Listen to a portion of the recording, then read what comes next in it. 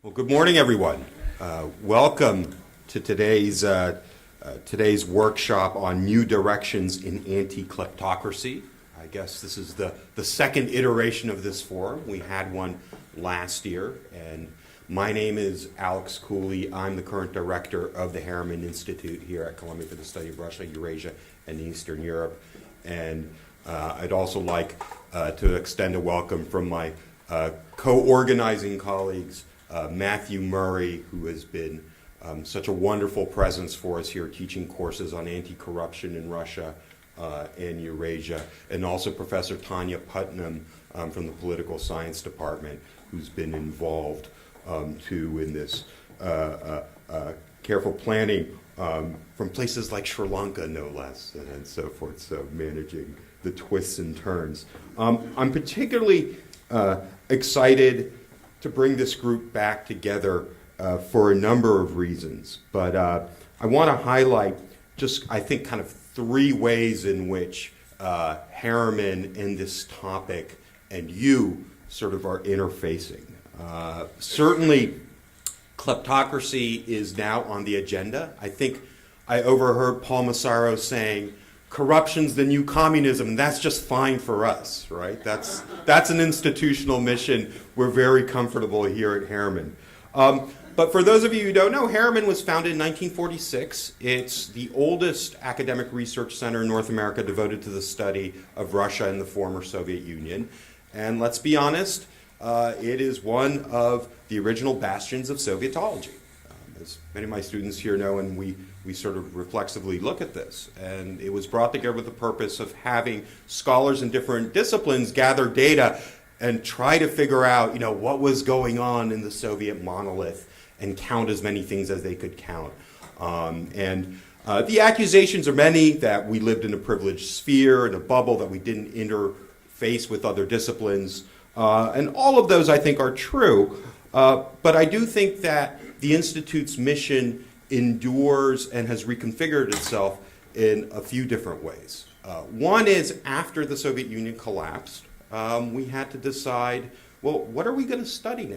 And the paradigm of the 1990s is really about political and economic transitions. And in fact, I remember as a graduate student here taking a course called Making Markets. What we didn't get in Making Markets were some of the other nodes of globalization, such as how do you use offshore shell companies, how do you employ accountants, how do you get PR and image consultants to help you. All this was part of the globalization process that we didn't look at. But I do think kleptocracy has put the region, rightly or wrongly, back on the map. That we will hear today about the role that Ukrainian oligarchs continue to exert in the political process of that country and have been doing so in the national elections. We have great new studies calculating just the impact of the offshore world in this part of the world, and Gabriel Zuckman and his colleagues have shown how Russia and Eurasia are the leading areas where wealth is taken offshore. According to their calculations, up to 60 or 65%. And then we've seen in settlements like the recent MTS, SEC settlement regarding the $850 million fine for work in, or anti-bribery in Uzbekistan, that named Gulnara Karimova, the former president's daughter, for the first time in the document. This was the third such settlement of a telecom acting in the region. And so Karimova herself was part of a very closed autocratic apparatus, but of course liberally used offshore companies to extract payments and bribes. So all this to say is that kleptocracy is part of the region, but kleptocracy also involves us, right? And that's going to be another sort of theme. The second way in which the Institute's mission is furthered by this is that we've always, by our very nature, been multidisciplinary and interdisciplinary, and now I think we're trying to become cross-professional. And what's so wonderful about this group that we have here is that you are all leaders in your fields, law enforcement, private consulting, academia, journalism, and this is meant to facilitate a cross-professional conversation. And so I know the circles are small, I know that you know each other, but I also hope perhaps you'll reach out and talk to a couple of people you wouldn't typically talk to in your spheres. And so I think the issue can only be really adequately addressed from this cross-professional perspective. I think all of us have a bit of it, and of course we have our focus on certain elements, but we have a lot to learn from each other, and I think the convening power of having multiple schools here, and I'm particularly pleased we have representatives from the law school here as well as the journalism school, is just super helpful in our mission. And then I think the third area is the transnational nature of the topic itself. And this has been a focus in my own research with Jason Sharman, that we've looked at kind of the way we've treated corruption in a methodologically nationalist way.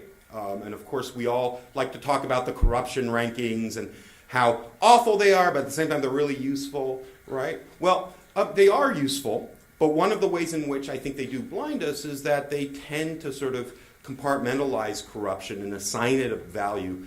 And it reproduces this paradigm that corruption's over here, whereas we're over there and we're over here.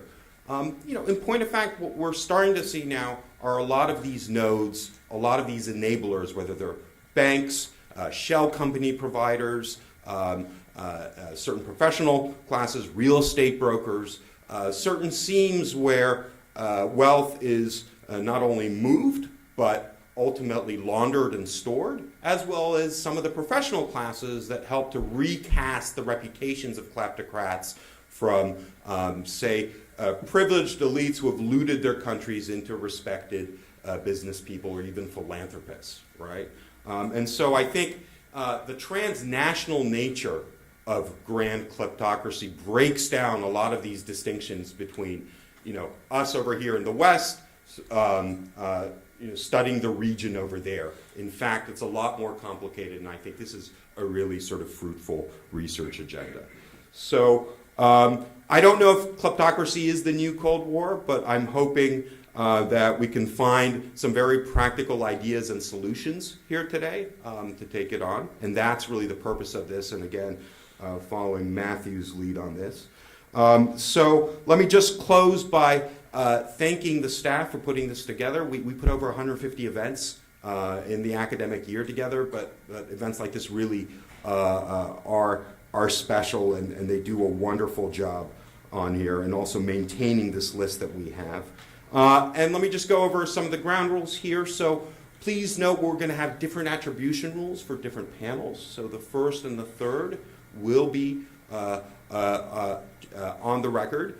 The second panel is strictly off the record, right? Not even Chatham House rules. And then we're particularly pleased that Paul Massaro has decided to make his way up out of his busy schedule and join us for a Q&A session this afternoon over lunch. And Paul is with the Helsinki Commission and knows all about new tools and approaches to kleptocracy. So I would just encourage all of you, we'll break for lunch at 1 o'clock, and at 1:30 we'll just do an open-ended Q&A, pass the mic for Paul. So if you have concrete suggestions on any of these fronts, we'll scribble them down and field them to Paul. So again, welcome, and I'll just invite the first panel to take their seats here. This discussion started in a dialogue between Alex and myself about the connections between the rise of global corruption and the decline of democratic values across the world. And so what that led to was an exploration into what we sort of might modestly call, can we develop a unified field theory of corruption? Can we understand corruption as a system, what makes it systemic, and can we begin to look at solutions that are systemic? And so this dialogue is a rich one. We'll barely scratch the surface today. We have 3 panels, and then we have our colloquy with Paul during lunch. And I would encourage each of you during the course of the day to be thinking of ways that you can help us build the model around solutions. We intentionally have lifted this discussion out of a kind of Washington environment where there are lots of folks admiring themselves for having discovered this problem, and that can sort of create its own dynamic, which doesn't necessarily lead to innovation and to a broader discussion about what the solutions may be.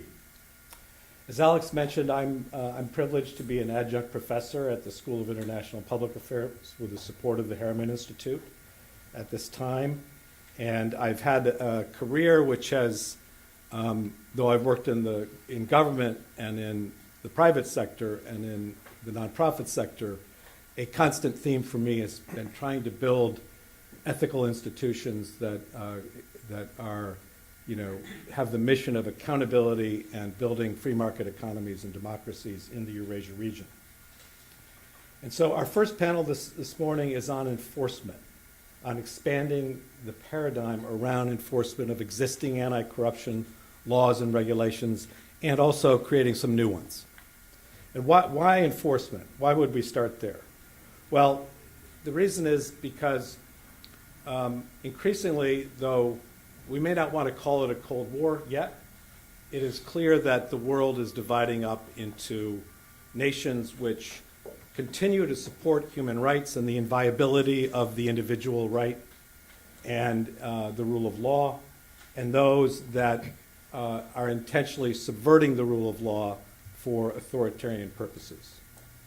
And we see this not only in Russia and Eurasia, but we see it across the globe. And what do we mean when we say that these countries are organizing themselves around this principle of subverting the rule of law? What we mean is that they're authoritarian in nature, and their authoritarianism is fueled by corruption. And that corruption has led them to sort of organize their institutions around the idea of serving a small economic elite. And they have institutionalized corruption at the national, federal, local level in some of these countries. And what that in essence means is that informal networks have captured government institutions. And so much of our analysis today should be focused on what it means to have these networks and how do they work. And one of the great findings of academia over the past several years has been that these networks need to expand to other countries in order to survive at home, in order to keep their legitimacy at home, because they've established they have captured these institutions, but they don't necessarily have legitimacy. So while they're repressing human rights at home and destroying the ability for democracy to take root, they also need to expand abroad and create new crony networks in other countries that will support not only their individual corruption, but their form of rule, their crony capitalism or kleptocracy. And so as they do that, as they move into global markets, they depend on the rule of law, and they depend on open economies. And at the same time, they weaponize the rule of law and those open economies. They use the techniques of open economies and the rule of law and Western courts to try to legitimize their rules, secure their assets, and at the same time, it's now come to light, they're intentionally undermining these institutions, democratic institutions abroad. And so the fight against corruption is not simply a legal fight or even a moral fight. It's become a strategic battleground. And we as a country have begun to address this through sanctions.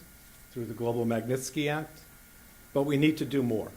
We need to, on the one hand, we need to harden our defenses. We need to strengthen our ability to prevent kleptocracy from being exported to the United States and to other Western countries. And we have to up our offensive game. We have to figure out new ways to take the fight against corruption to the other countries from which it's emanating, root it out, and disrupt the networks. And so for this purpose, we have a terrific panel this morning that I'll now introduce. We have three leaders in the field of law enforcement and anti-money laundering and anti-corruption. We are privileged to have Berit Berger here, who is the executive director of Columbia Law School's Center for the Advancement of Public Integrity. Berit is also a former prosecutor. She practiced for 11 years in the Southern District of New York as a prosecutor. And she has taken on the helm of CAPI as of September of 2018. And CAPI is a unique institution that is sort of co-founded by the City of New York, the Department of Investigations of the City of New York, and Columbia Law School.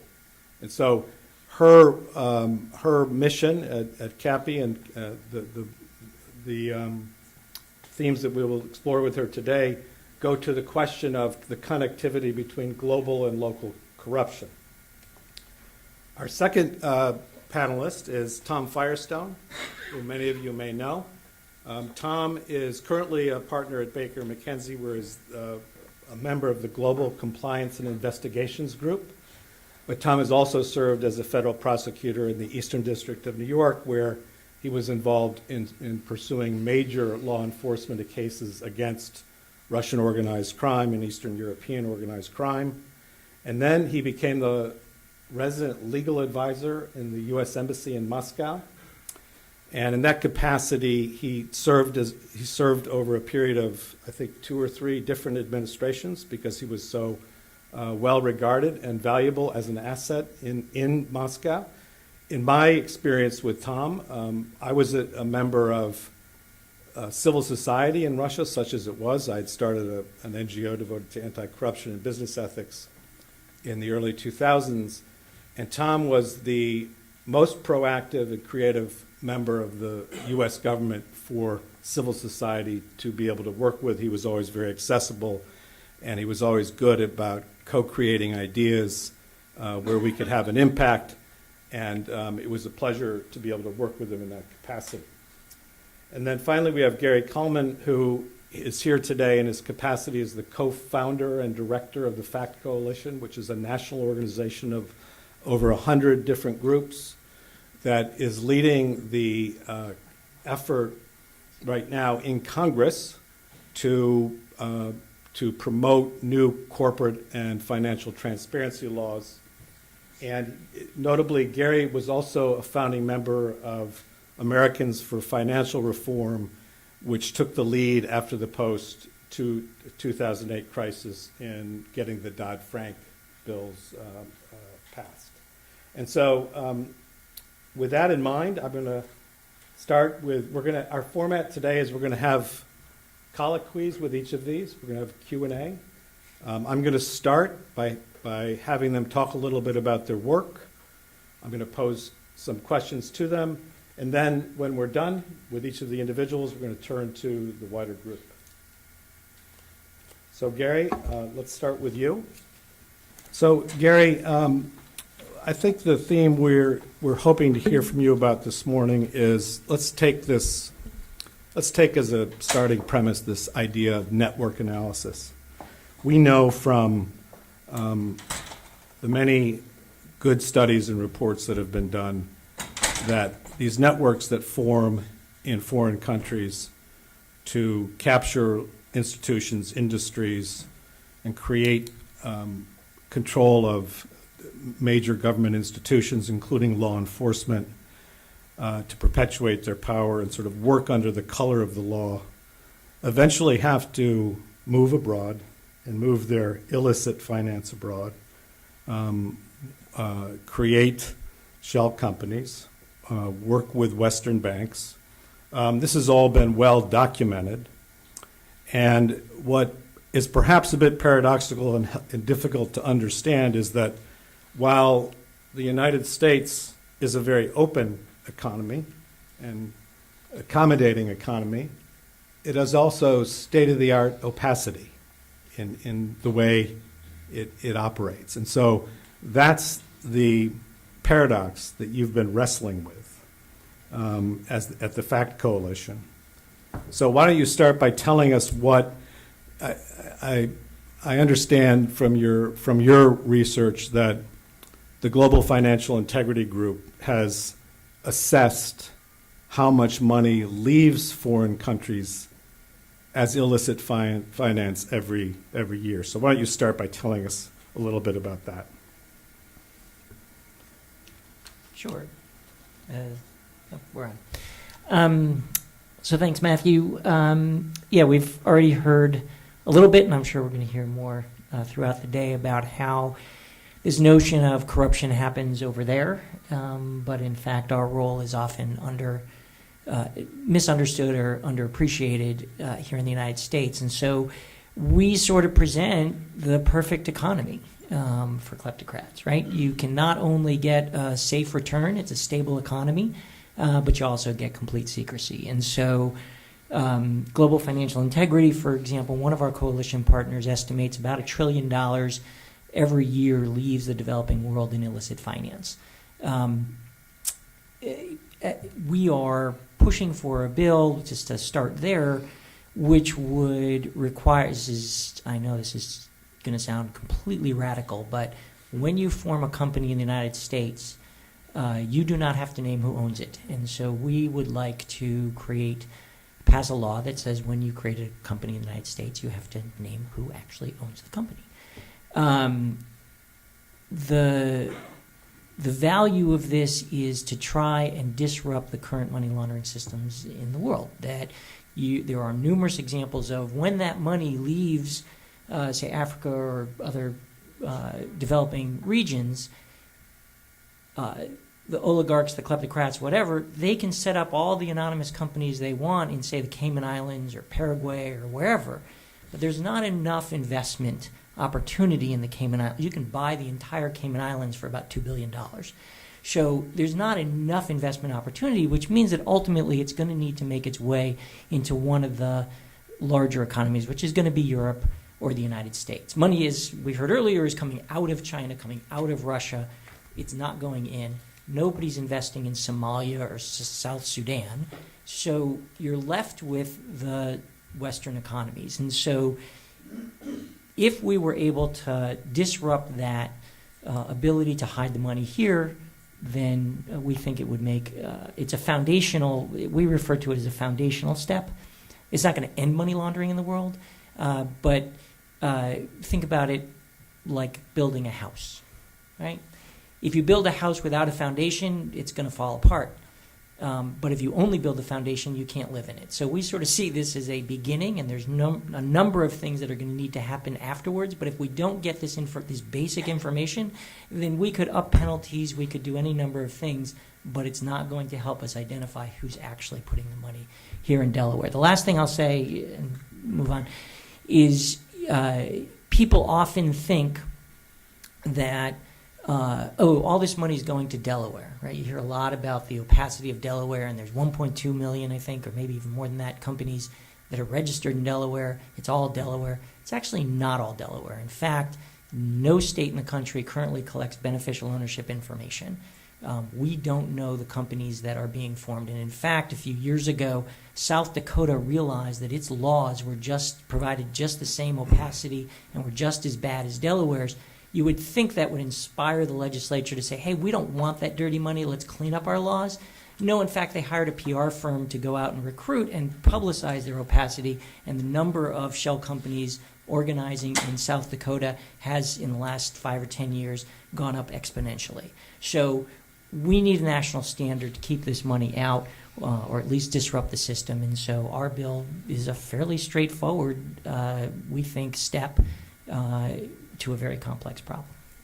And Gary, how will this harden the U.S. defense against the use of illicit finance as a weapon, and the use of, I mean, it's not just about shell companies. Could you expand a little bit on how the shell company becomes, in effect, the nexus of a larger system? Sure. So, the investments are going to be made in real estate and, art or housing, a whole variety of ways, and it funnels through the shell companies. So just to be clear, if people aren't familiar with this, when you set up a company in the United States, you have to name somebody. In most states, you have to name a responsible party or a contact. So the lawyer or the corporate formation agent can just put their name down, right? It does not have to actually name the owner of the company. In fact, if you look at the Panama Papers, one of the issues that we saw was there was an employee who I believe worked in their human resources department, a woman, who was the owner, theoretically, for 10,000 companies. She's either the most efficient person in the world, or that's just money laundering.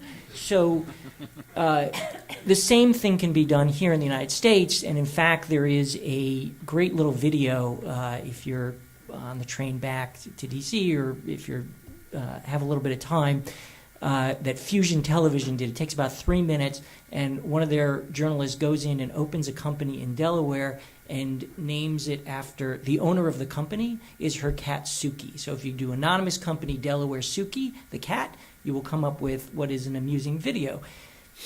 So the video is funny, but the actual what's happening is real. She did nothing wrong, right? That is completely legal in the United States. I've never done a search, but it'd be fascinating to know the number of companies that are owned by Mickey Mouse. And so when we think about the uses of these companies, it does, and this is going to your question about hardening defenses, it is about kleptocrats and oligarchs stealing money, corrupt public officials hiding money in the United States. But some of the support we've gotten has grown because it also facilitates human trafficking operations are run through anonymous companies. Polaris, one of the leading anti-trafficking groups in the United States, did a survey of 9,000 illicit massage businesses in about 20 jurisdictions in the United States. And they found in every jurisdiction anonymous companies were a significant problem. Drug cartels are laundering their money through anonymous companies. But then you end up getting the business sector involved because counterfeit and pirated goods are sold through anonymous companies. The famous example, and many people may know this in this room, but it's also used for sanctions evasion and getting into the national security issues, which are very, very serious. But the most famous story is the one I think has been reported on, where Iran was using anonymous companies for 20 years. When sanctions were imposed, they continued to use those anonymous companies to purchase property here, a skyscraper on Fifth Avenue in New York. The tenants were paying millions of dollars to a New York shell company that was secretly funding the Iranian government. So if we were able to cut off that, and we'll talk more about enablers, I suppose, a little later, but if we're able to cut off the legitimate access, the easy access, then we do think we disrupt the money laundering system. Thank you. So let's talk now about your law, where it is in the legislative process, and who the key sponsors are, and what it will do in particular. Even in this Congress, which is a challenging Congress, I think is a fine way to describe it, we think we have an opportunity to pass legislation. And in the House of Representatives, our lead sponsor is Carolyn Maloney, who represents a district very near here. I don't know if it's this actual district, but near here. Crosstown. She's been a champion on this for 10 years and has managed to recruit some bipartisan support. We came close to moving a bill through the House last year. Unfortunately, election year politics got in the way, and so the deal fell apart. But because we have put together a coalition of financial services institutions that know that this will help them do their due diligence that they're required by law to do, they have gotten behind the law. we've gotten national security, law enforcement, anti-trafficking groups, anyway, a variety of groups to push the bill. So we believe that a bill could be scheduled for a vote in committee as soon as the end of this month. If that happens, then we have a commitment from leadership in the House to put it on the floor before Memorial Day, and we could get a bill over to the Senate, by the summer. And just so you know, two other things I will mention. In the Senate, there's discussions happening with about a dozen senators right now, different versions and different groups of bipartisan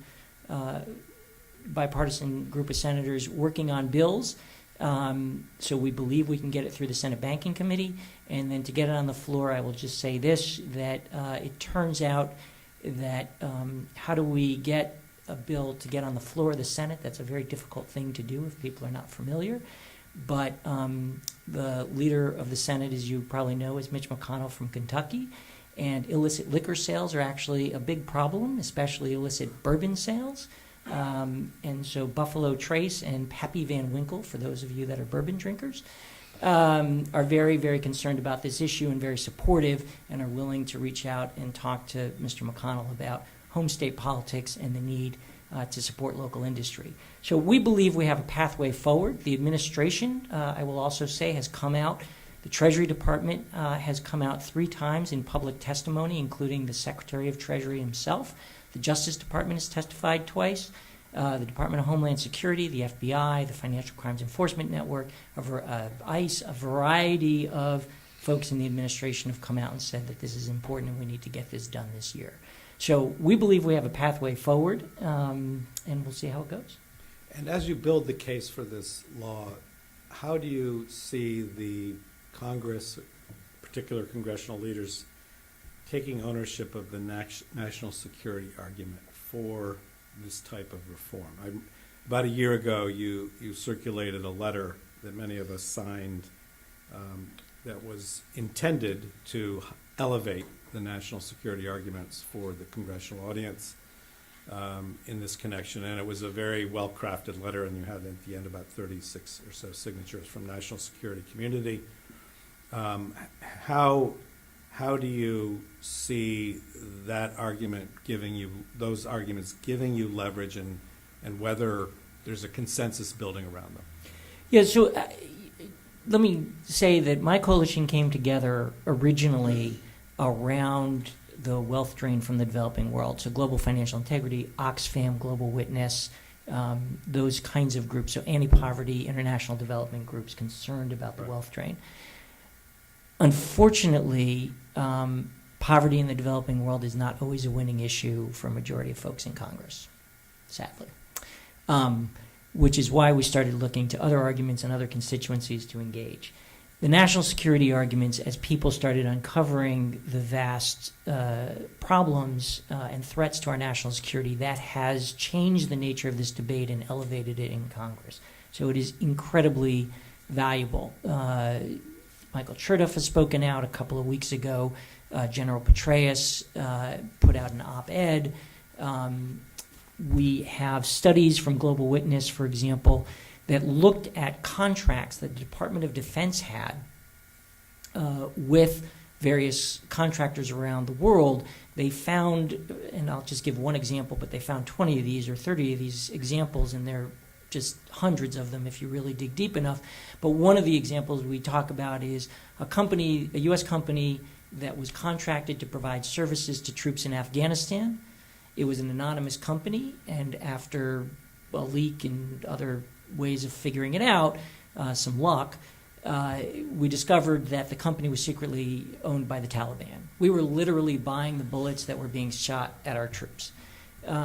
So the national security arguments here are extremely serious. It goes to sanctions evasion, it goes to terror financing, and it goes to literally threats. Anonymous companies, even those that are not owned by our enemies, present problems. For example, we contracted with an anonymous company that was supplying bullets. This was also a famous, I think they actually made a movie out of this.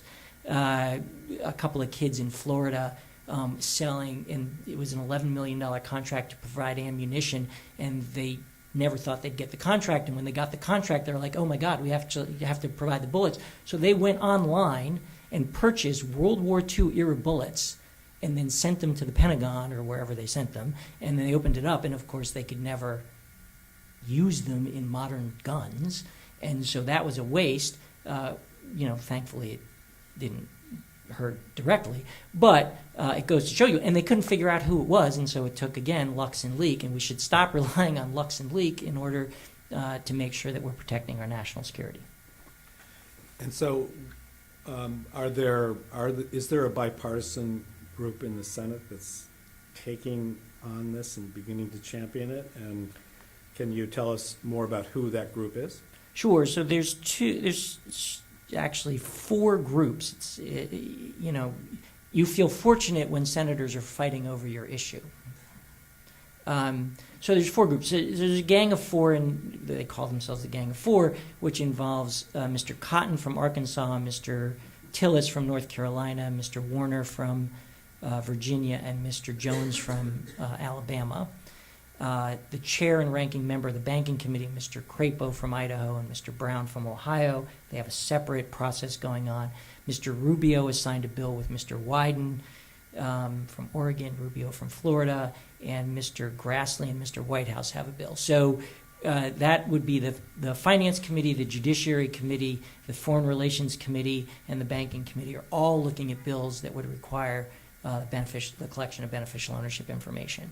One of those bills, we assume, should be able to get through. And we have heard from most of the senators that if any one of those bills moves, it's not a ego thing that they would oppose a bill that's not theirs. I think they would all sign on and try and move a bill forward. So it can be characterized as a situation in which, on the one hand, your traditional domestic supporters and constituencies are behind you for reasons that go to reducing global poverty and generally increasing the transparency of government. And on the other hand, there's a national security constituency building around this at the same time. And so this is rather extraordinary. I think it's worth pausing to reflect on this, that Gary's in a position to drive not just the bill itself, but the development of a consensus around these global issues and local issues. And we will return to this in our group discussion, because while I'm sure progress is being made, I'm also quite sure that that list of national security arguments and supporters could be bigger. And so we should be talking about that in our open session later this morning.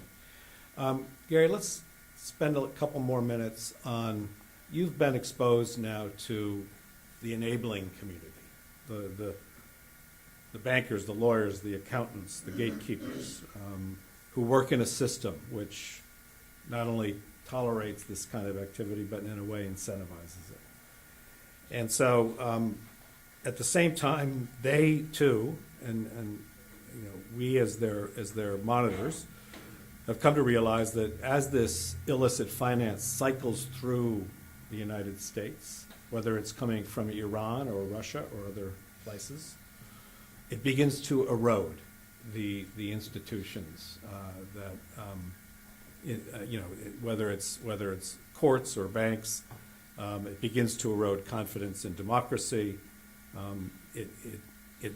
That illicit finance comes with a certain set of values that are being pushed into our ecosystem, as it were.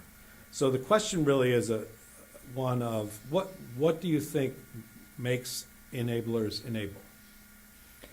Let me start with a quick story. There was a group of researchers from the University of Texas in Austin, Brigham Young, and Griffith University, I believe, that sent out emails and letters around the world to sort of assess how easy it is to set up an anonymous company in various places and hide money.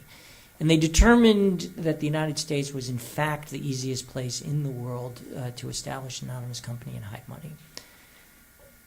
An interesting fact in itself, but what makes the story really quite remarkable to understand what's happening here is there was a lawyer in Florida, and they have this email, and they published not who it was, but the email in their report, where a lawyer wrote back saying, hey, I got your email.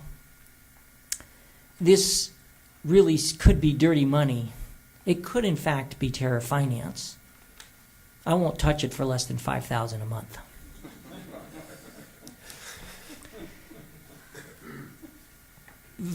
Again, another funny story, but the tragedy of that is, in fact, he probably went a step too far, but lawyers right now and formation agents, the real estate sector, the accounting sector, it's a don't ask, don't tell situation. And so a Global Witness did a more serious investigation at one point. If any of you saw this on 60 Minutes, it was profiled there, where they went into 13 law offices in New York and sort of had somebody pose as a representative for an African minister, very much modeled on Teodoro Obiang and the money from Equatorial Guinea that came into the United States, and asked them, the minister would prefer, that I represent, would prefer if his name was not on the papers and would like to make some investments here and move some money, and how would you do this? And 12 out of the 13 said, here's how I would do it, and they started with anonymous companies. One lawyer said, this isn't for me. They did, and this is the most important part of the story, and it gets lost sometime, they did nothing wrong. They did nothing, ethically you could argue, but legally they did nothing wrong. It was not illegal for them to set up these companies and move the money. And so we need to do the anonymous companies.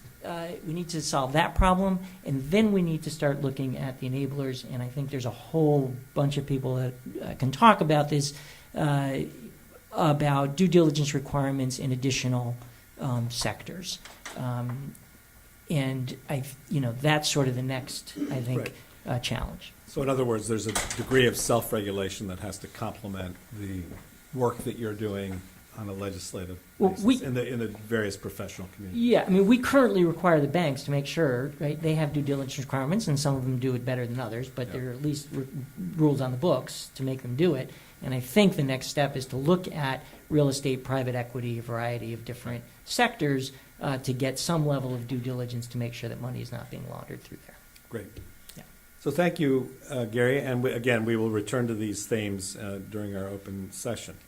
I'm now going to turn from defense to offense, and going to invite Tom Firestone, who has just written a great article in the American Interest that makes the case that the FCPA, the Foreign Corrupt Practices Act, could work better. That in effect, it could work not only as a shield, but also as a sword in the fight against corruption.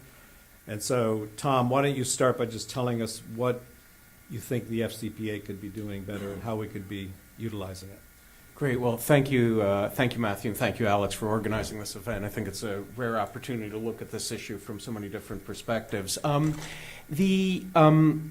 What strikes me when I look at anti-corruption compliance and the FCPA is that it's all focused on, and the work that Gary's doing, it's very much focused on what we're doing in the West, on the enablers in the West, and the FCPA is very much focused on the supply side of bribery, companies that are paying bribes. That's obviously extremely important, and it shouldn't be ignored. But there's another side to it, which is the demand side of bribery, the people who are demanding and collecting the bribes in foreign countries, and they are, of course, enabled by the systems that Gary has described here in the West.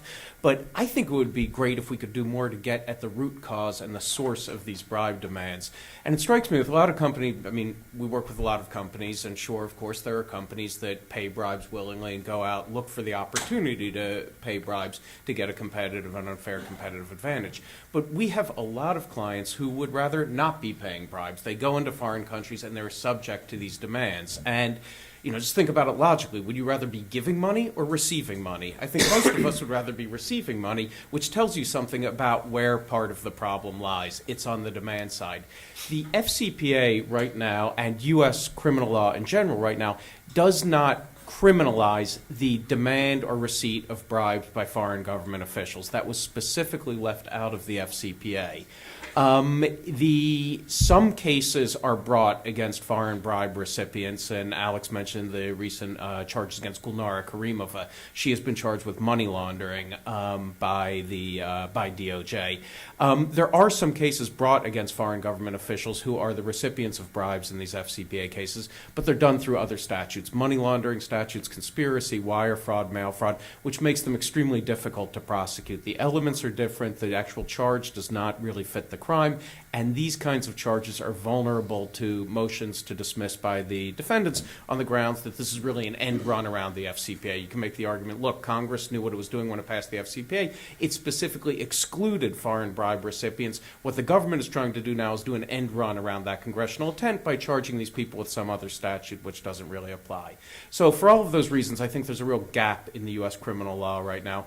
And the proposal would be to amend we thought about, making a proposal to change the FCPA per se. And I think that's difficult for jurisdictional reasons because that's keyed to the Securities Exchange Act and SEC registration. So what I would recommend doing is just adding a provision. We right now have in Title 18, Section 201, criminalizes receipt of bribes by domestic public officials, adding a similar provision to cover receipt of bribes, demand of bribes by foreign government officials. And I think if we had something like that, it would facilitate DOJ going after the other side of the problem, the source side, the demand side.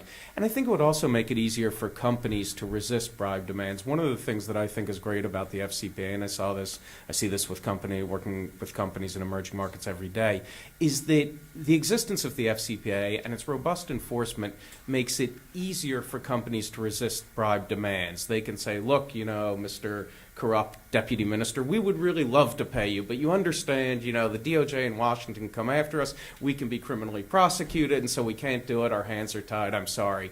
That works sometimes, obviously not always, but it works sometimes, and it's a better answer than no, we're just not going to pay you, which is probably going to generate undesirable consequences for the subject of the bribe demand. That message would be so much more powerful if they could say, we're going to go to jail if we pay a bribe to you, and you could be criminally charged also by the same DOJ. So I think that it would help in a number of ways, and I think that until we do something like this, the U.S. government's very laudable efforts to combat corruption around the world will not be complete. And so I view this as an essential element to combating global corruption. And could you speak to how this will help us in the United States become better aligned with the international architecture around both the prohibition and the criminalization of corruption, but also how many countries have at least adopted in name a commitment to criminalize corruption that may happen abroad? Yeah. That's a great question, Matthew. Thank you. I think there are a lot of international instruments that either encourage or require countries that are signatories to them to criminalize both sides of bribery, passive and active bribery, and we refer to receiving as passive bribery. And a number of countries have done this, and I list them in the article, and there are a number of countries that we think, don't really effectively fight corruption, but they do have legislation criminalizing foreign bribe receiving. We almost alone do not have that. A great example of this is the UK, which recently passed 5 years ago, passed the UK Bribery Act, which criminalizes both sides of bribery, the demand side and the receipt side. And it just seems to me that by not having something like this, we're lagging behind best practices in anti-corruption legislation. And the Council of Europe has said essentially the same thing in commenting on U.S. anti-corruption efforts. And yet, at the same time, though they've made the commitment in writing to do it, what is the track record that these other countries may have in enforcing laws vis-a-vis a foreign official? Well, I think there are two issues here. One is foreign governments' prosecution of foreign corrupt officials, sort of their implementation of their versions of the FCPA.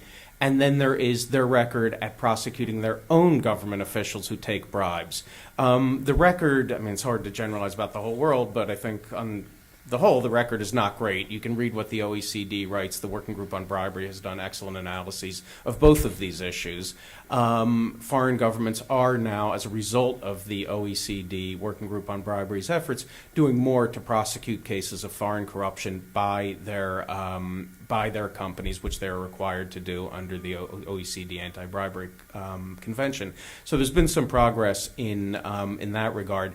The OECD also did a study of domestic prosecutions by governments of the recipients of bribes based on foreign bribery cases. And what they found, I think it was something like less than 20% of the cases showed actual domestic prosecutions of the foreign bribe recipients. And this is, it's not surprising when you think about it. You have a company which has paid a bribe to a foreign government official. The government from the country in which the bribe-paying company is located will go after its company for paying this bribe. It's required to do so by the OECD conventions. And those cases, I don't want to say they're easy to make, but they're much easier to make than the other side of it, because the companies typically conduct an internal investigation. They come in, they self-disclose, they pay a fine, and they get some benefit for doing that.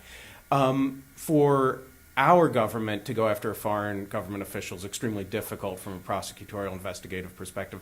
For the host government to do it, it's also difficult because it's basically airing dirty laundry in public. Their government official, their own employee, has taken bribes, and now if they prosecute that person, they're going to be exposing corruption in their own government. And often what happens in these cases is the government official, the foreign government official who took the bribe, who may be prosecuted, can say, well, all right, you're going to prosecute me. I'm going to tell the world who I split this money with, who I kicked up to. And that's obviously an effective deterrent to domestic prosecution. So I feel like unless we do something like this, we're not going to see effective domestic prosecutions of the bribe payers in foreign countries.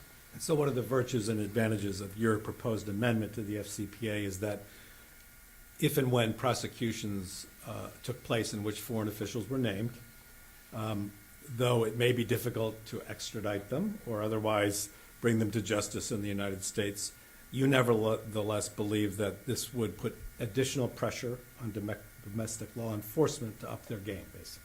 Yeah, that's a great point, Matthew. I think there are a couple virtues of it. As Matthew points out, there are a lot of countries that we don't have extradition treaties with, and that's for good reason, because we don't trust their judicial systems or various other political reasons.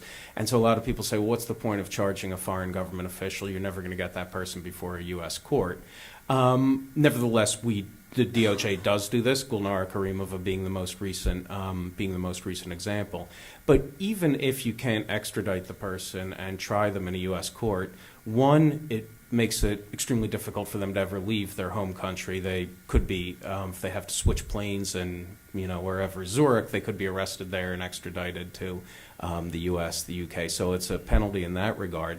And also, if these people are indicted by the U.S. government for receiving bribes, it obviously highlights what's going on in the home country, and I think it puts pressure on the foreign government to do something, because this is money that, after all, is stolen from the people of that foreign country, and it creates a real incentive, I think, for the government to explain what it is doing to clean up corruption. It makes it very hard for a foreign government to say we're fighting corruption if its own officials have been indicted by the U.S. or foreign law enforcement, and that government is not doing anything about it. Just to sort of give a concrete example of this, and Tom, you may remember this one. I remember sitting in the office of my nonprofit devoted to fighting corruption in Moscow in 2007, when the U.S. government brought a case against Daimler Chrysler for violation of the Foreign Corrupt Practices Act all over the world, including in Russia. And the Russia violation pertained to, it was pretty simple corruption. They were giving kickbacks to Ministry of Interior officials for having the Ministry of Interior officials use Russia's limited public resources to buy Mercedes-Benz as the fleet car for MOI in Russia.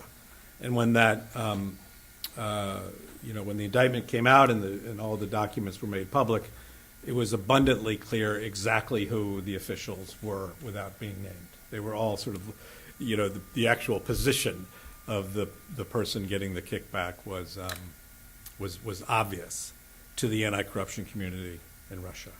And yet, despite a lot of hope, nothing happened in Russia. Literally nothing. They did not take up the case. I mean, it was an easy one for them. Yeah, I don't know the specifics of that, and I'm sure Berit will agree with me. There's no such thing as an easy case for a prosecutor. You never know what pitfalls there may be, what gaps in the evidence, what gaps in the evidence may be. So I can't comment on that specific case. Why that was not prosecuted domestically, I believe Transparency International in Russia raised that same issue. But what we do know just from the OECD study and just from following these cases ourselves is that there are very few domestic prosecutions. I mean, there have been God knows how many FCPA cases over the last 20 years, and if you just look at how many of those have resulted in foreign domestic prosecutions, the answer is very, very few. So this is, and again, coming back to my main point, I feel like we're attacking half the problem, which is great, but we're not attacking the other half of the problem, and to have a robust anti-corruption effort, I think the world community needs to attack both sides of the problem. And Tom, can you give us some examples of where U.S. law enforcement has been successful in prosecuting a foreign government official, not necessarily under the FCPA, but under other similar and analogous laws? It's a good question. There have been some cases. There have been some FCPA cases in which the U.S. government charged and ultimately convicted foreign government officials. And then there have been, obviously, other cases against foreign government officials that resulted in convictions and prosecutions. I mean, Manuel Noriega being probably the most famous example from the late '80s. That was for drug distribution, not for corruption. So there have been some cases like this. These cases are obviously not easy to do because you need evidence from the foreign government in order to make the case, and the foreign government is, if the person is still in power, is going to be extremely reluctant to share that information. If the foreign government official has lost influence or is, in the middle of a political conflict with the existing regime, you're probably much more likely to get that evidence. So these cases are few and far between. They obviously also raise political and diplomatic questions that if you bring these cases, you could be upsetting the political relationship. So they've got to be handled extremely carefully. But when you have really good investigators, really good prosecutors, these cases can be made, and some of them have been made. The case against Pavel Lazarenko in California being another example of successful prosecution. Thank you, Tom. So we are now going to turn to Berit, and we're going to discuss the important role that not only law enforcement, but law enforcement organizing itself as a community of practitioners and professionals on what it means to prosecute corruption abroad, domestically, a means to the larger effort that we're undertaking in this Anti-Kleptocracy Forum. So, Berit, why don't you start by just telling us a little bit more about CAPI, as it's called. It's a relatively new organization on the scene in terms of the role it plays, but it's a terribly unique and valuable role. So if you would start there. Sure. I think this is on it. Hi, everyone. I'm Berit Berger. As Matthew said, I'm the executive director of the Center for the Advancement of Public Integrity, CAPI. So CAPI is a nonprofit that's housed at Columbia Law School. We are relatively new. We were founded in 2013, and we were founded as a partnership between New York City's Department of Investigation, DOI, and the law school. And the idea behind CAPI is that we can serve as a place to bring together people working in the public integrity space to collaborate, to share ideas, and to talk about some of the common challenges that they face. So we have a couple components to the work we do. Part of it is programming for the law students. So we have a number of events and programs that we do for the law students, focusing on a wide range of different anti-corruption issues. We also do a lot of scholarship with the students. So at any given semester, we have probably up to 15 law students doing research for us. Over the summer, we have law students that do full-time research for us as well. The other side of it is, so part of it is for the law students, the other half of it is for this public integrity community that I was talking about. So we have events where we aim to bring together people in different sectors of the public integrity community. So we had one earlier this year on integrity monitorships, specifically in sort of the construction arena, which is not something that is super sexy and gets a lot of press, but very important and has the potential for making and saving a lot of money. And then every other year we have what's called Global Cities, which is an exciting conference that we put together where we try to bring together municipal leaders or people working in the public integrity space in different cities around the world to come together, and the same concept of sharing ideas, of talking about common challenges. Obviously, somebody from Montreal and somebody from Rio may have different experiences. They may have different battles that they're fighting with respect to anti-corruption in their cities. But what we found is that there's some definite, common threads running through this, and there's a lot of ways that they can build on these relationships. So that's one of the things that CAPI focuses on. As Matthew mentioned, my background as a prosecutor, I did not work as a public corruption prosecutor. I worked as a terrorism prosecutor. And the longer I spend doing this research, the more I find that there's a lot of similarities between the work that I did in the terrorism context and the work that we're now doing in the anti-corruption world, which is both interesting and terrifying at the same time. And at CAPI, we do focus on the work that the enforcement side does, but we also focus on sort of the other half of it, which is the oversight. And I think both of those roles are obviously complementary and really equally important. So I guess that's CAPI in a nutshell. Right. And so in regards to your effort to bring cities together from city sort of stakeholders together, as it were, from different corners of the globe, do you envision that CAPI would at some point create a standard toolkit that cities would work with that would, in effect, standardize some of the best practices coming out of New York City, for example, but other cities as well? That's exactly right. And so each conference, I think we've had certain things that we've focused on. So one of the focuses, we'll have our third installment of it that'll be this June.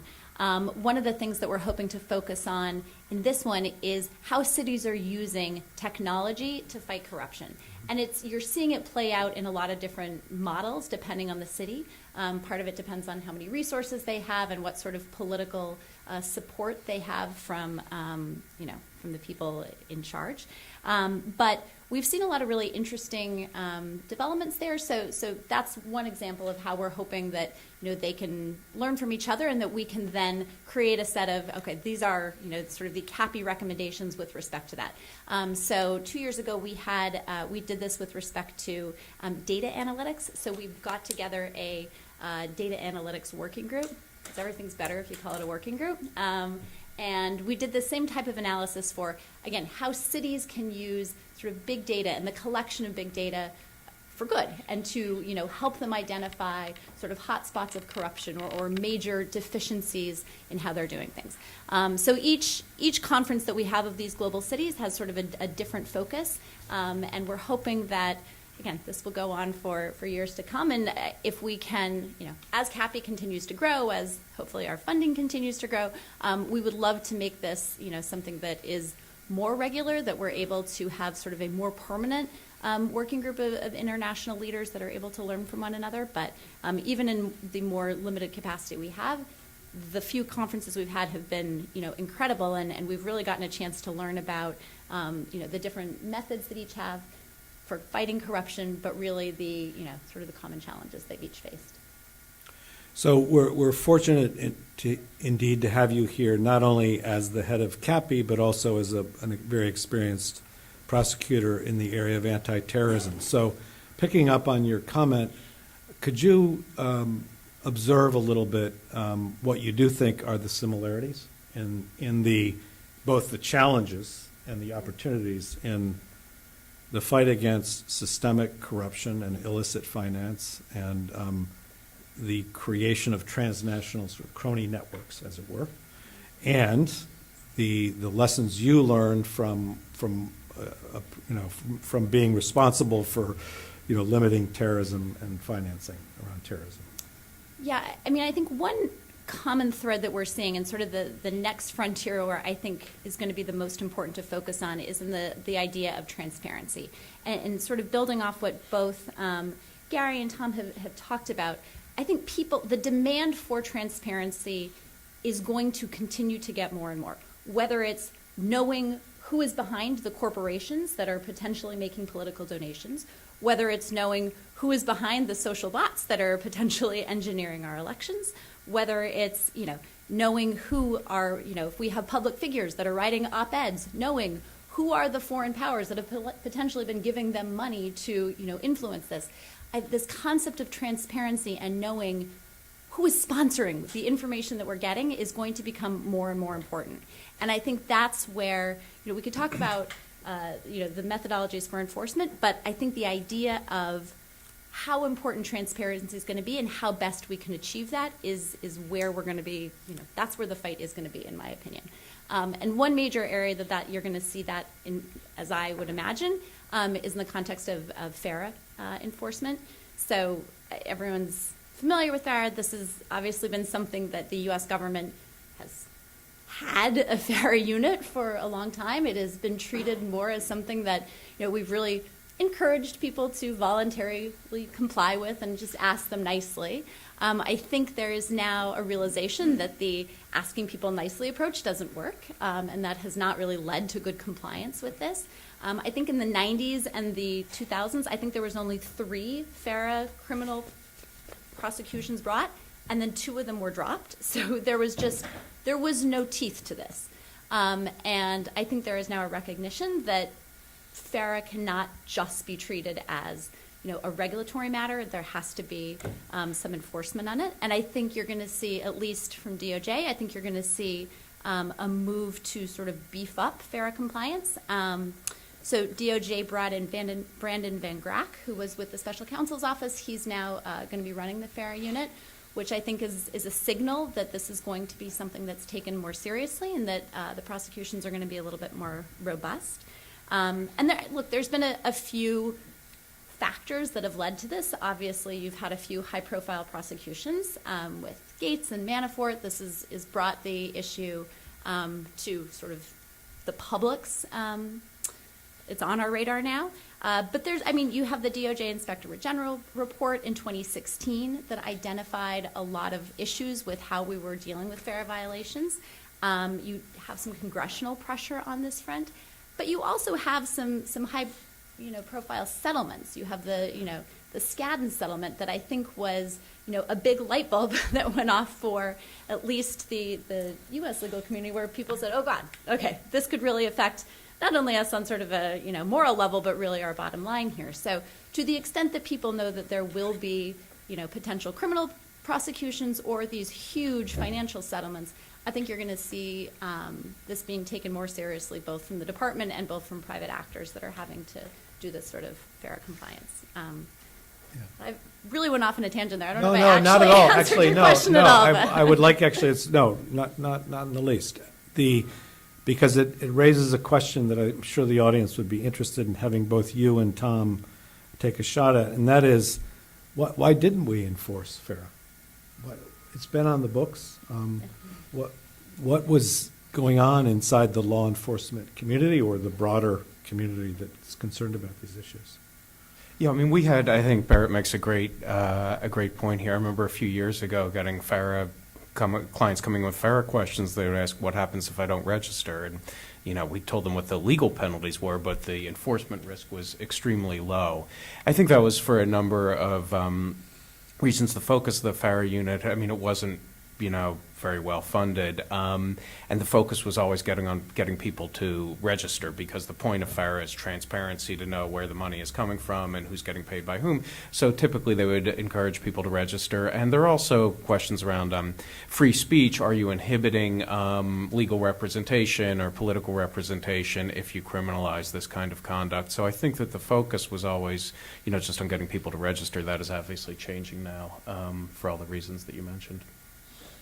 Right. So the broader question you've raised is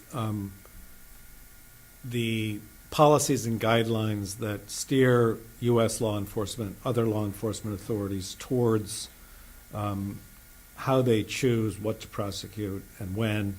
And this issue is very much being debated in the public square in the United States these days, sometimes in very counterproductive ways, I would venture to say, because the political aspect of the decision-making behind prosecutorial decisions has come increasingly into sort of debate.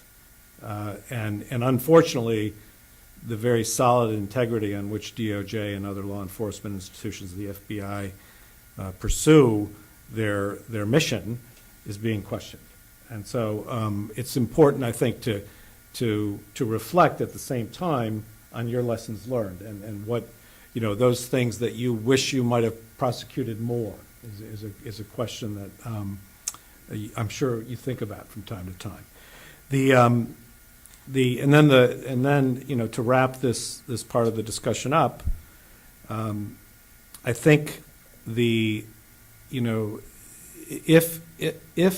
the U.S. does what you have advocated, whether it's regulating corporate transparency more strictly, whether it's sharpening the FCPA as a sword as well as a shield, or whether it's connecting global cities with local jurisdictions in the United States or using big data, what can we and should we expect from other law enforcement authorities around the world? What can be done generally to improve cooperation among the U.S. and other law enforcement authorities? Why don't you start with that, Berit?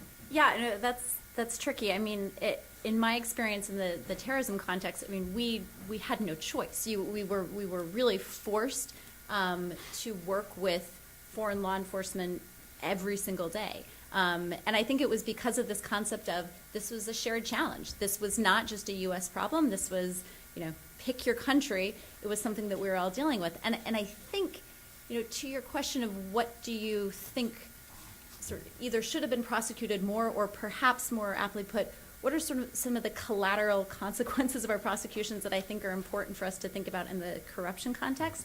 So one of the things that I always come back to is this concept of when you take away one group, when you rid a country or a region of one terrorist group, there's the tendency to want to hang out the mission accomplished banner and to say, we did it and now it's free. But how many times have we then just, created another opportunity for a new group with, its own, values and potentially new challenges to come in? I think we are seeing that in the anti-corruption field and in the, kleptocracy field, that, you recover money, you recover hidden assets, you potentially get one corrupt leader out of there. But then what do you do with those assets? And how do you then bring them back to the country? But, who's to say the next leader is not similarly corrupt? And so we're not faced with the same problem of what do we do with this now? So to me, that's sort of how I see it as a similar challenge to what we had in the terrorism context. And that's where it has to be, U.S. law enforcement and foreign law enforcement working together, sharing knowledge, and hopefully working together to figure out solutions for that. But that's a huge problem and something that I don't think we have adequately addressed, and I don't think we have good solutions to right now. Tom, do you want to comment on that? Yeah, I mean, I think in the anti-corruption space, international cooperation between DOJ and U.S. law enforcement and foreign law enforcement has really increased. You just need to look at the press releases that DOJ and SEC issue upon the conclusion of these FCPA cases and look at who they thank among foreign law enforcement. So, we see a lot more. That's good evidence of cooperation. We see a lot more of that. We see a lot more joint prosecutions. DOJ takes part of the fine. The government of the Netherlands takes another part of the fine because they put the cases together, and DOJ shares evidence that it is collected and shares that with foreign law enforcement. So that's all to the good, and these cases cannot be prosecuted effectively without that. So I think that's very important. At the same time, I just want to put a cautionary note here because we see a lot of, and I should say, as a result of the work of the OECD Working Group on Bribery, we've seen foreign governments become much more aggressive in prosecuting their own cases, leaving aside the cooperation with DOJ element, which is also good. What concerns me, though, in this space, when we talk about foreign law enforcement, we too often hear calls from people, often in the U.S. government, sometimes from other activists. We want to see prosecutions. We want to see people hang. We want to see more people going to jail for corruption in country X. The sentiment is good, well motivated. We have to be extremely careful with this message, though, because if you don't have a full rule of law system in a foreign country, what inevitably happens as a result of that message is you see anti-corruption being used as an instrument to go after political opponents, and sometimes it worsens the situation in the foreign country rather than improving it. So I think that, you know, the focus on foreign enforcement is obviously important, but again, we cannot push that message without simultaneously supporting rule of law in foreign countries and protections for defendants, lest we see anti-corruption itself become an instrument of corruption. As I indicated at the top, we are attempting to build a unified field theory of corruption, which includes not only the diagnostics, not only what makes corruption systemic and what makes systemic corruption kleptocratic, but also what types of solutions can be developed that approach this systemically. And each of our panelists this morning have helped us to start build that system. And so at this stage, I'd like to invite you, the audience, to join that exercise and provide your ideas, your inputs, your thoughts. I'm going to pose a series of questions that pick up on the themes from each of the presentations to facilitate, but this is really about building the model, there are many levels to this. It's not just technocratic, it's also policy, it's strategy, it's values. This is all about, in the end, it's about human rights. And so we need to get everybody involved at this stage, and I'll invite you to speak in just a moment. I'm going to start with Gary's presentation because he's advanced this initiative very far. And I'm just going to ask you, Gary, what kinds of help do you need from the professional and academic community at this point? I'll start with the question that we discussed, which is really a data question that goes to the academic exploration. Do we know how much illicit finance is in South Dakota today? And would that help if you knew that? So the answer to your second question is yes. The answer to your first question is no. So part of the problem of anonymous companies and secret finance sloshing around the world is the estimates that come out, whether it's Gabriel Zuckman or Global Financial Integrity, is they're trying to look at existing public data and figuring out where there's gaps and missing information and sort of extrapolating what that would be. But no, the very nature of secret finance is that we don't know how big it is. In fact, I would argue that the $1 trillion figure that Global Financial Integrity puts out is probably low. So, for example, it doesn't catch tax evasion. It catches, basically what they're looking at is misinformation on trade data, money coming into the country, money going out of the country, which captures, I think, a good portion of it, but it's not everything. So if there were academics that had new or creative ideas on how to look at other numbers and add to the richness of what we have, that would be enormously helpful. Great. So let me go back to the question we had a give and take on, which is creating a stronger national security constituency case for this corporate transparency law. And to get that discussion going, I was going to invite Alex, if you would, to comment from your perspective.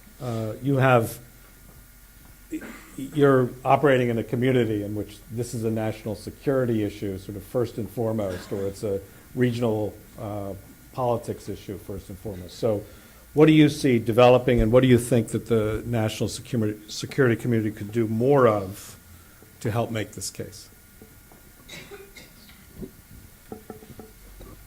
Well, I think that's That's a challenge I'm actually not ready to answer, but I think the framing is an important one. And I would just say that there needs to be some flexibility in the different frames that we put on these challenges. The national security one, I agree, has been underutilized.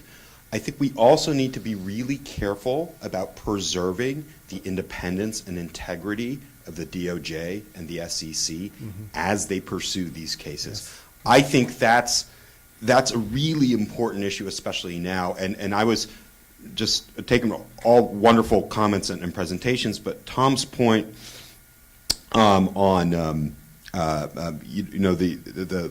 the kind of the different logic of going after sort of figures and some of the political some of the political entanglements. I'm reminded of the Kazakhstan case, and in some ways this is a quintessential case where actually the case was opened by the Kazakh government telling Swiss prosecutors, hey, have a look at some of these suspicious accounts of these exiles, sort of, who are out there.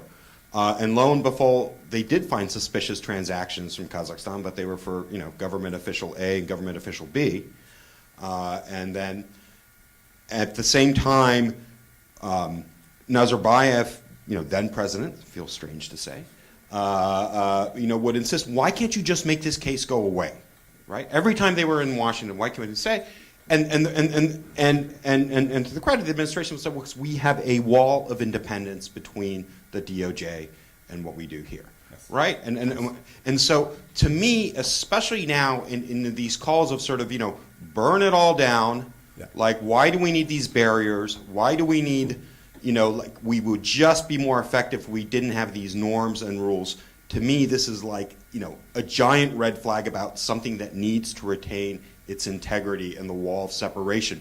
And let me just one more comment. So I think that's the prerequisite to making the national security case. Right. And then just one more comment on this point about targeting exiles. This is a real concern of ours. So John Heathershon and I wrote a book called Dictators Without Borders on the externalization of anti-kleptocracy and going after exiles. Anti-money laundering is the #1 tool that authoritarian governments in the Eurasian regions use to go after exiles who are living overseas. And we need to be really careful of this. And all of these tools are great if they're used in good faith, right? And this is also my worry with unexplained wealth orders. Right. We'll see how this evolves and so forth. But if this is about relying and partnering with authoritarian governments to garner information about corrupt officials overseas, more likely than not, they're going to be regime opponents, right? Or in this particular case, a former central bank head who was sort of living in London. So I think these two principles we should bear these in mind when we make the national security case. No, let's retain these walls of separations, and let's make sure that these transnational tools are used for the purposes that were intended and not to settle political scores going overseas.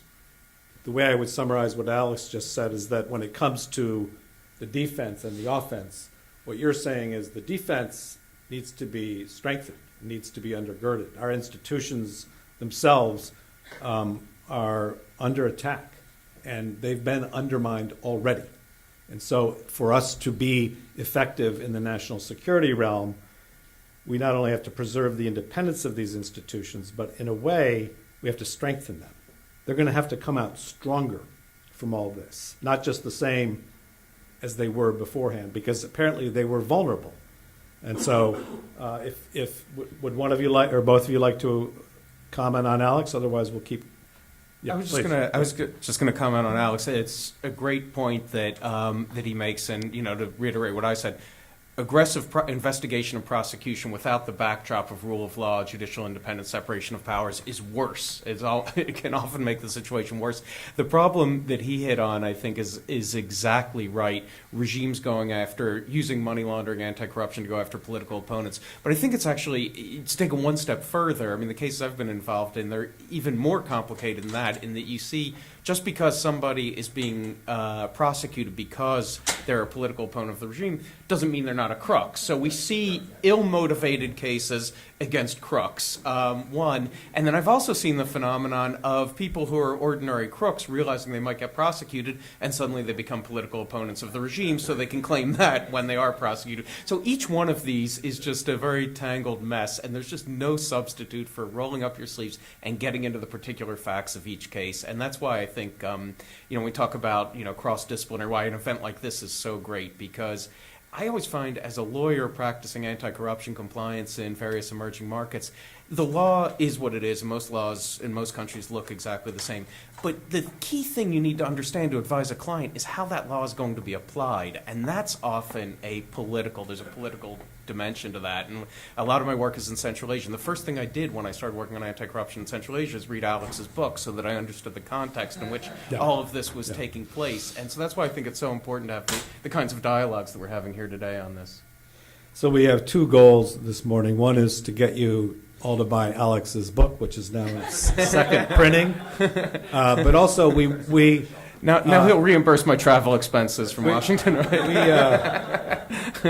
As a community, we also need to see Gary's law passed. This is a real milestone. And so, Gary, based on our conversations around this, you've indicated that one of the issues you have, one of the missing links in your development of your national coalition is the American Bar Association. Can you speak to that? And there are lawyers in the room and legal professionals in the room who may be able to help with that piece. Sure. So the American Bar Association has opposed beneficial ownership legislation in various forms over the years. The main objection had been for many years that the bills did two things, actually. And I touched upon some of them in my remarks earlier.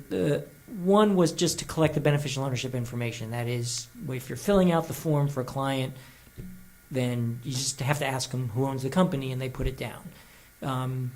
In many ways, the lawyers we've spoken to say, well, that's not that different. Filling out a government form and putting the information, if that is asking somebody's name is a violation of attorney-client privilege, then thousands of community legal services lawyers do that every day when they fill out applications for clients for immigration status or food stamps or what have you, right? But the second piece of it that we did have in one of the original bills was additional due diligence requirements for attorneys.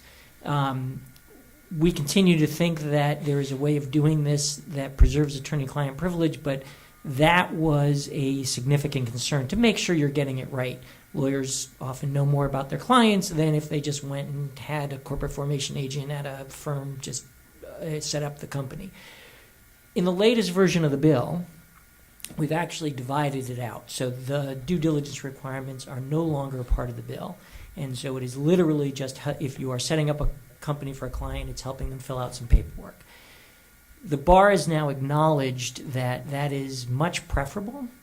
Their argument in the latest letter that they sent to some attorneys that wrote to them saying, hey, we think you should revisit this, was that the legislation still presents a burden on lawyers, so we're trying to figure out what that means, but it no longer claims attorney-client privilege. They also said that they are looking at a resolution for their House of Delegates in August to revisit this issue that could allow them to support beneficial ownership legislation. So we think that the pushback from lawyers saying, hey, wait a minute, let's be clear about what is and what isn't objectionable from a legal perspective, from the legal profession, and make sure we're getting it right, I think is a testament to the bar that they're willing to do that, and we're hoping that we can come to an agreement where they reverse their position. Yes, Ren, please. Gary, one of the other groups that seems to be very much in the way of this is the U.S. Chamber of Commerce. Where do they stand with all this new UBO potential legislation? I know they also have very deep pockets and can fight this for a long time as well. So for the last 11 and a half years, the U.S. Chamber of Commerce has officially, in the United States, been opposed to the collection of beneficial ownership information. I'll say two things. One is that the Chamber is a very big organization, and they forgot to send the memo that they oppose this to all aspects of the chamber, because their arm that deals on international issues actually signed a report from the B20, which is not 20 companies, but it is companies in G20 countries, right? And the Chamber of Commerce sat on an anti-corruption and business practices task force of the B20 and signed a report 3 years ago that said anti-corruption is a huge problem. The number one recommendation is that countries collect beneficial ownership information, and the U.S. Chamber of Commerce signed on to that. So they need to sort of figure out whether they're against it in Congress, they're for it in international fora. It's a little confusing. But all of that, as of about 10 days ago, just changed. The Chamber of Commerce has officially gone neutral. And in large part because growing numbers of their members have come out saying that they are supportive of this, either because of the counterfeiting pieces, security of their supply chains. Dow Chemical is very much supportive of this. BHP Billiton says they have 15,000 entities in their supply chains. Checking those and making sure that they're legitimate entities is very expensive. If the government were collecting this information, it would be a huge benefit to them. So large numbers of their members are now in favor of this legislation, and so they have decided to back off. And we just got confirmation of that last week. So the good news is that as far as we can tell, the vast majority of the business community is with us. The chamber itself is now neutral. Sir. I'm Jennifer, and I teach here, and also I'm a lawyer. You notice why I say that in a second. Jenna, can you use the mic? A number of years ago, well over 15, I taught a class in India on corruption, and the joke was, do we need you? We're doing pretty well without it. And one of the things that I did, it was kind of a survey course, not by design, but it turned out that way, is why corruption? I looked at it in literature, looked at it in economics, looked at it in religion, and until recently, religion didn't say too much since the Reformation. So what I'm getting at is, and I was at a conference in Tuck, the business school at Dartmouth. Who was on the panel? All of us were lawyers. I think something is wrong. We're not hitting the psychology. We're not hitting the philosophy. We're hitting only business. And let me give an anecdote that I created myself. Do I care if Exxon or BP get the deal? No, I don't care how they get the deal. I mean, it's business. So what I'm getting at is we're missing the moral aspect, Gary, which you have mentioned before. How do we really change the culture, the thought processes, the concerns? Just to enforce doesn't change it. To have another law doesn't really change it. How do we change it at the grassroots level that we don't have 11 of 12 or 12 of 13 lawyers saying, hey, I'll do it anyway, or that ridiculous email, almost ridiculous, that $5,000 per month. What I'm saying is I think we're missing something. The educational process of making a reaction, it's bad. So how do we get out of the legal context and into the moral one, the ethical ones, the change of culture? And so there's no doubt that when you try to think of this as a unified field theory, you're going to have to ask the fundamental question of what is the ethos that is currently guiding globalization, and whether, in fact, we need a new ethos guiding globalization. Lawyers, whether they're academic or law enforcement officials or work in the private sector, do have a unique responsibility in that regard, I think. Not only to make the laws work better, but also to raise these moral issues. I think they are unique instrumentalities around that when they're doing their jobs in a broad-minded way. And so I think, this forum is intended to invite that kind of leadership from the legal community. Tom, did you want to comment? Yeah, no, I think it's a great question. Often anti-corruption discussions come back to exactly the point you raised. How do we change the culture? We can't rely just on enforcement. We've got to rely on people doing the right thing initially if we really want to tackle this problem. I mean, it's obviously a huge question, difficult one to answer. I can only answer from the perspective of the companies that we work with, and the best ones and the worst ones, and what differentiates them. The best ones often don't have violations because people in the business have internalized this, exactly as you say. They're not just relying on the lawyers to tell them no. And often the reason they internalize is because the tone at the top in the company is very strong. I mean, I'm not hesitate to make a comment on where culture comes from in an academic audience of political scientists, but I think it's clear that it comes to some extent from examples from elites. And the good companies that we work with, the leadership of the company has sent a very strong message to the business force that culture and compliance and ethics are extremely important, and your advancement depends on that. The bad companies that we see that get into trouble are often where profits are driving everything, and the message from the top, from the elite, is unless you make numbers, you're not going to get advanced. And so I think that a lot of it comes from local elites, and then in the business community from the leadership of companies. Paul? Can I just Please, quick Gary, comment sure. on Yes. this? Yep. So I agree completely with what Tom said, and I appreciate the comment as well. The one thing, and I'm also not a political scientist, so don't pretend to have expert knowledge on changing moral and ethics, but I do think, though, that while that is a critical question, and not taking anything away from it, but I do want to say that laws do matter. So the 12 to 13 lawyers that explained how this, shady African minister would get money, they were doing something that was completely within the confines of the law. And if the law changed, we're talking about lawyers that were in some of the most prominent law firms in New York. They are not going to risk their law firms or their personal careers if they thought that they were breaking the law.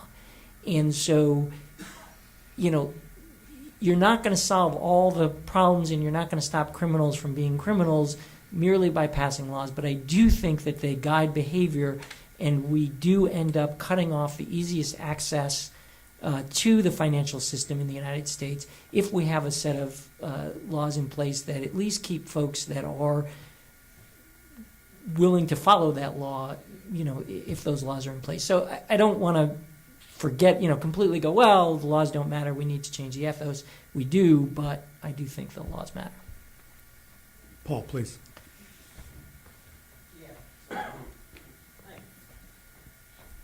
So Paul Massaro, Helsinki Commission. I don't want to miss the opportunity to ask this question when I've got both Tom and Berit in front of me. So Tom, to your idea, we've been pushing this in Congress. The Commission has, and we will continue to. It's a great idea. I think it's absolutely needs to be part of the anti-corruption architecture going forward. Nonetheless, I think it opens up big questions in general about jurisdiction, and I'd just like to hear your reflections on that, not just for that particular law, but when we have globalized corruption that's backed by the U.S. dollar, and we can kind of find jurisdiction all over the place thanks to correspondent banks and stuff like that. I mean, when is the court structure going to say, all right, guys, enough's enough? Like you're really pushing this a little too far now. This isn't what Congress intended. Whatever else, concerns like that. Thanks. So before you jump in, I'm going to take the two other questions that are out there. There's several other now, because I've got about 4 minutes, and so but I want to cover all of this because it's very useful. So, please. Great, thanks. My question is actually a follow-up to Paul's, and let me just say my name is Laura Carmel, I'm a senior legal advisor at Global Witness, and just to update on, Gary was bringing up the 60-minute studies that actually 2 of the lawyers have been censured by the New York City bar authorities for ethical violations. So just to share that update. And the question that I have is also for Mr. Firestone. I'm very sympathetic to the idea that we need to do more to go after the bribe takers, but I'm also worried about not just the jurisdictional problems, but also foreign sovereign immunity, which is, we've seen that in the case that French authorities brought against the son of the dictator of Equatorial Guinea, where they asserted this defense and took it all the way to the International Court of Justice in The Hague. So, you know, that's one of the reasons that I also like the proposal that Judge Mark Wolf and others have advanced for setting up a new international anti-corruption court. So my question is, do you share this concern about foreign sovereign immunity defense, and how do you think we can get around it? And second part of my question is, what do you think about the International Anti-Corruption Court, the proposal for that? Thank you. Sorry. Yeah, it's Tom Main, a freelance researcher from London, formerly of Global Witness.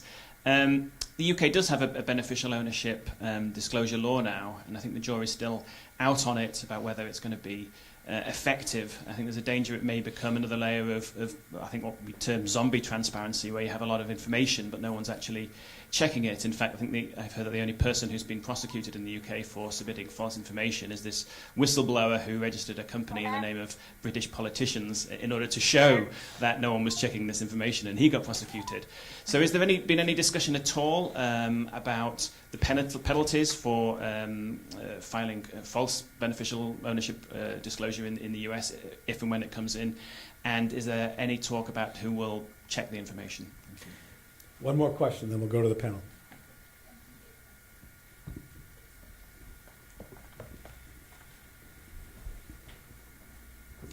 Well, thank you. My name is Guy Christian Agbo, and this subject is so important to me. You know, I would say I'm an anti-illicit financial flow strategist. I've worked for several years for one of the most kleptocratic government in the world, which is the one you guys are referring to, the government of Equatorial Guinea. I've been their legal advisor here in New York and in Washington.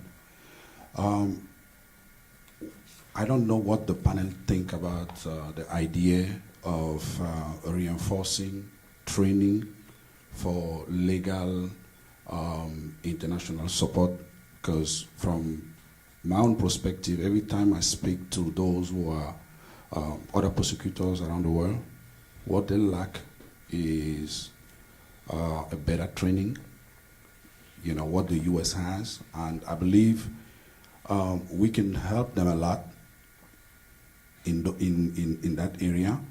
And to follow up on what the gentleman, the professor, said earlier,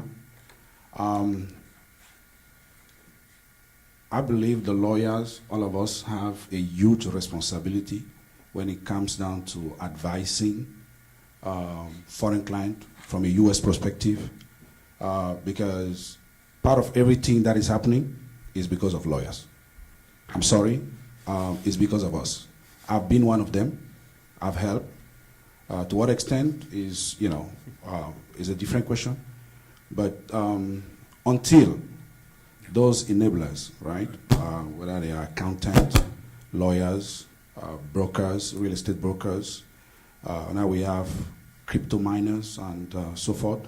So unless we have laws or ethical obligation, for example, you were, Mr. Gary, you were mentioning something concerning the American Bar Association. I don't know why, from a policy standpoint, the U.S. has not totally embraced illicit financial flow recommendation from the General Assembly of the UN. I don't know how we can make this work if we don't work together. I mean, that's what I meant. Thank you. Thank you very much. And so that's a very big question that we'll be exploring in this forum, not only today but in the future. And so let me break down the questions that are now on the table before you. And I'm going to start because I'd like to be very practical with you, Berit, because you've mentioned that you have a cadre of law students. And it does strike many of us that the question of whether Tom's amendment is going to get traction in the Congress is going to run into a number of different types of obstacles, including from the legal community, who will raise the fundamental questions of whether long-arm jurisdiction can or should work in this situation, whether it's because of sovereign immunity arguments or active state arguments, political question arguments, extradition arguments. So there's a whole number of questions that could become the topic of a project by Columbia law students that could help advance this. What are your thoughts about that? I'm really not worried about the capacity of the U.S. courts to handle these types of things. I actually, look, there was hysteria around this with respect to terrorism prosecutions, and oh my God, Article 3 courts, and we're going to have, it didn't materialize. I don't think it's going to materialize. There are high bars. There are obviously, legal issues we have to deal with, but I am not concerned about the capacity of the U.S. courts to deal with these type of prosecutions should Tom's. And could one of you... It's its official name in Congress, Yeah. right? Go ahead, Tom. Yeah, please. Go ahead, please. I just wanted to second that. The jurisdictional question is one that people raise a lot. To me, the jurisdictional train left the station long ago. We're already doing this. DOJ says they're doing this. They indicted Gulnara Karimov. They've indicted a number of foreign officials, and the courts have dealt with it. And the jurisdictional requirements are designed extremely broadly, and a lot of this comes out of drug cases, money laundering cases, but the courts have interpreted them. They've expanded, so I don't think that that's a problem at all. And if it were a problem, we wouldn't be doing this, indicting these same people for essentially the same offenses through other statutes. I don't think the Foreign Sovereign Immunities Act is an issue either. As I understand it, I'm not an expert on this, that applies to civil litigation against foreign governments per se, not individual members of foreign governments committing crimes. So I don't think that that would be an obstacle either. But I'd have to research it more, and maybe this is something for your law students to research.